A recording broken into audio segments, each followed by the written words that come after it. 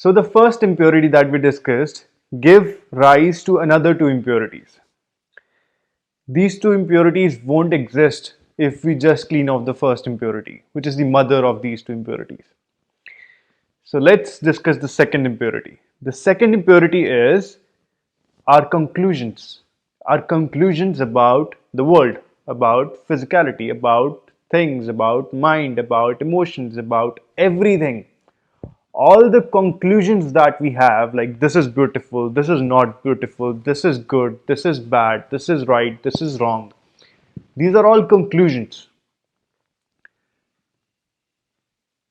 And these conclusions, the problem with these impurities is that these impurities give birth to individuality, which is the main problem. We have already discussed that. So let's say you didn't had this conclusion that this is good, thus I want this, or this is bad, and thus I don't want this. So see that the minute you made this conclusion that this is good and you want this, this is bad, you don't want this, I happened. There was no I before this conclusion. The minute you made the conclusion, there was also something called an individual I that came forth, and let's say I want this, I don't want this. Getting my point?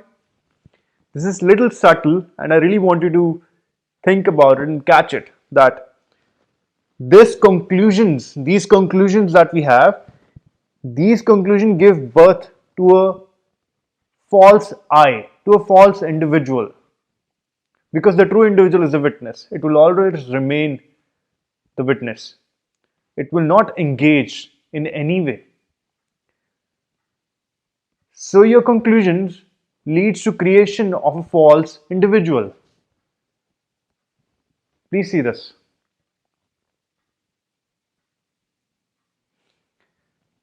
Similarly, in the third impurity, which is not realizing who the real doer is. Every action that we do is incomplete. It will only lead to incompletion.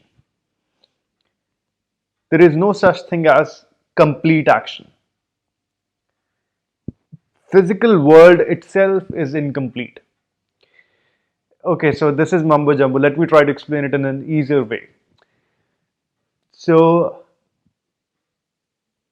right now, we like to say like, I am watching this video, or I am doing this, I am doing that. So when we say these things, we are not really addressing I as the witness.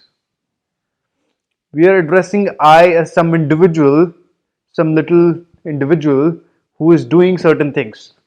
That is false. That is again, you're giving birth to a separate individual.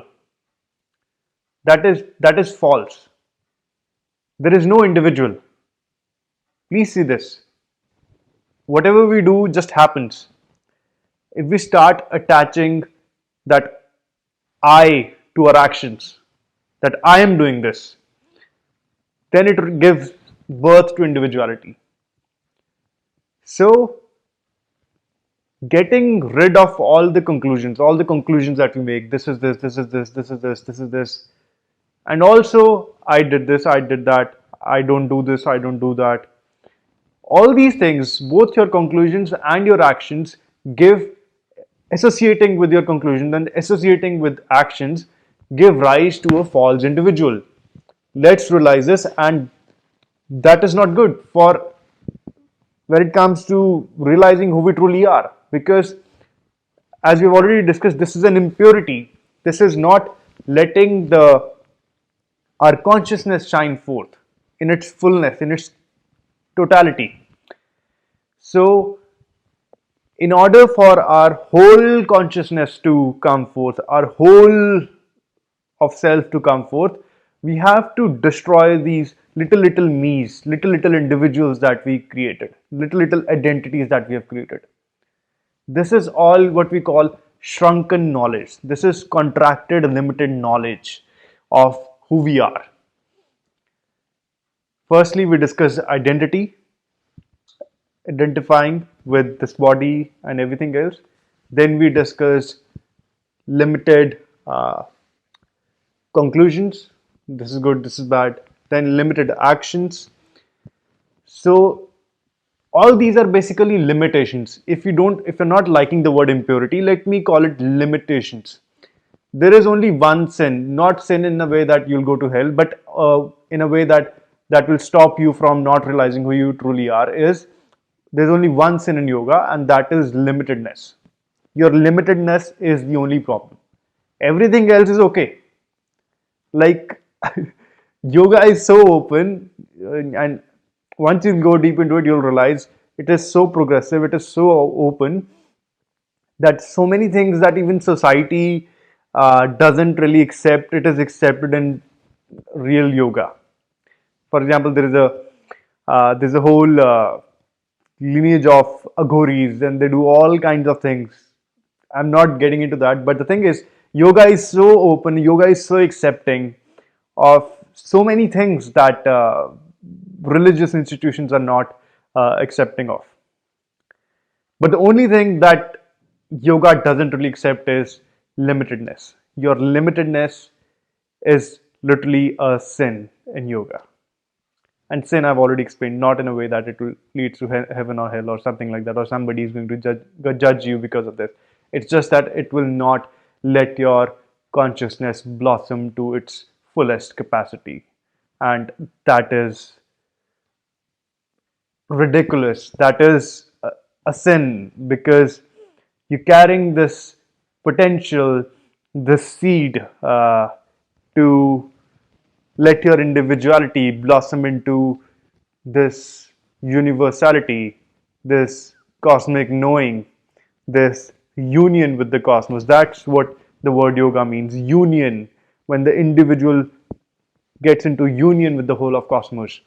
So you're carrying the seed within you and you're not letting it blossom. It is really a sin. I would rather say it's a crime that you're committing against yourself. It is a crime against that potential you're carrying within yourself. And this whole of effort that I'm doing right now, and we'll be doing it together in the future videos and in the future meditations and interactions, is simply this. This is an effort to let that potential in you rise, to let that potential in you unfold.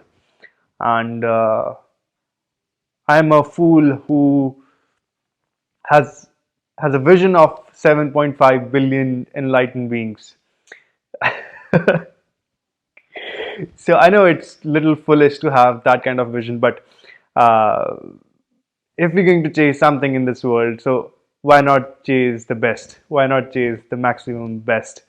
Why chase something even secondary to the best? That's my idea. So I hope you find this a lot of value in this what we're doing, and you make this not only a part of yourself, but you make it a living reality within yourself. See you next video. Namaskaram.